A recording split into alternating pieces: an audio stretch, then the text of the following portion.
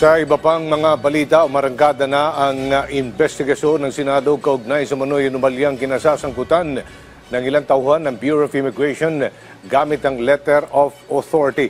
Ang update doon alamin sa sentro ng balita ni Luisa Erispe live.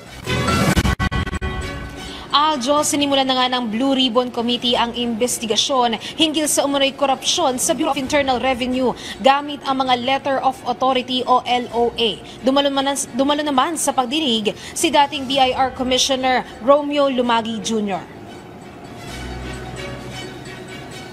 Simula pa lang ng pagdinig sa Blue Ribbon Committee ngayong umaga, dinidiin na ng mga senador na imbis na makatulong sa pangongolekta ng buwis, ang mga inilalabas na Letter of Authority ng BIR, nagiging instrumento pa ito sa pangingikil sa mga negosyante sa bansa.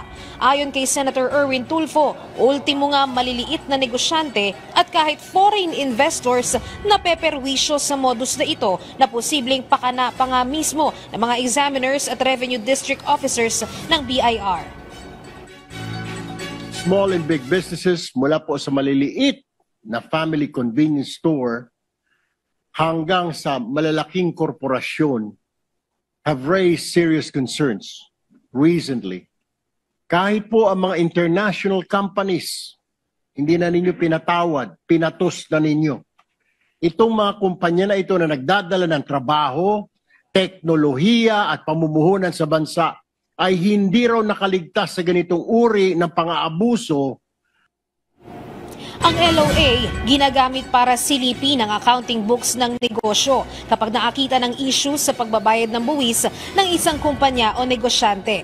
Pero sa natatanggap na reklamo ni Tulfo, kasabay ng LOA, may mga nag-aalok na examiners na aregluhin na lang ang pagbabayad ng buwis. Bukod pa rito, patong-patong na LOA ang natatanggap ng mga negosyante. Meron ng para sa VAT, meron pang para sa ibang klase ng buwis. Kaya abusado na ang paggamit ng LOA at mission orders. Ang nadidiin naman si dating Commissioner Romeo Lumagi Jr. dahil laging talamak raw ito noong siya ang nakaupo sa pwesto. Posibleng walang kaalam-alam si Lumagi pero mayat-maya na pala ang pag-issue nito sa mga negosyante. Ang problema, yung negosyante, bugbog po sa kalalagay. Kasi iba-ibang tao. I-issue ng bat dito, bukas makalawa, next month, isang bat na naman, ibang tao na naman. Gaya po nito, nag-email sa atin, in a span of 6 months, we were issued 4 separate letters of authority with 3 audits still ongoing. Without your knowledge, inabuso po nila. Kaya minsan, 4, 5, 6, kayo, instruction nyo, 2 lang. Sige. Pero when they issue MOs, iba pa ho yun eh. Yun ang nagiging problema, naabuso po ng panahon ninyo. Wala po kayong safety net to protect the businesses.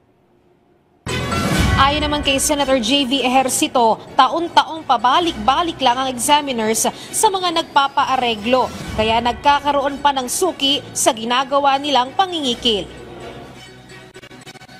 Problema raw, taon-taon na siyang may LOA dahil pumapayag siya sa settlement na lamang.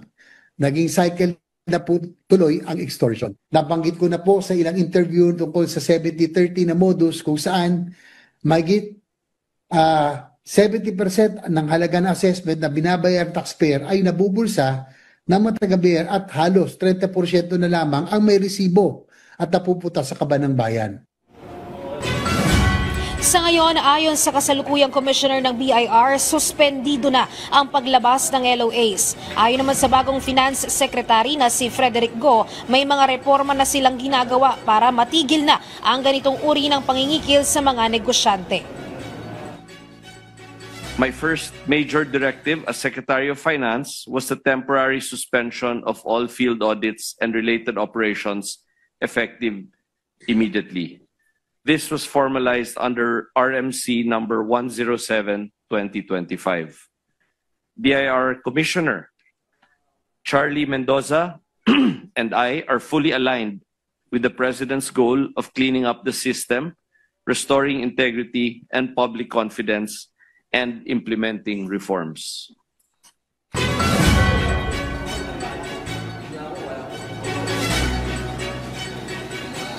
harassment, let alone corruption. Alas 12 ng tanghali ay natapos na nga yung unang pagdinig ng Blue Ribbon Committee hinggil dito sa mga korupsyon gamit ang LOA. At sabi rito ay magkakaroon na ng reshuffling sa mga tauhan ng BIR. Sabi naman ni Senator Ping Lacson, Committee Chairman, ay nasa sa BIR na kung sino-sino ang makakasama sa reshuffling. Samantala kanina bago magsimula yung Blue Ribbon Committee ay nilinaw naman ni Senate President Pro Tempore Panfilo Lacson na hindi pa tina-terminate yung pagdinig ng Blue Ribbon Committee hinggil nga dito sa flood control scandal. Anya sa ngayon ay nasa proseso kasi sila ng drafting ng committee report at kapag nga ito ay natapos na ay magsusumiti na sila ng rekomendasyon at posibleng merong mga makakasuhan dito mula sa kanilang mga rekomendasyon na nakuha nga nila mula dun sa mga dating pagdinig sa Blue Ribbon Committee. Kasama naman sa posibleng makasuhan ay ilang district engineers ng DPWH. Adjo. Maraming salamat, Luisa Erispe.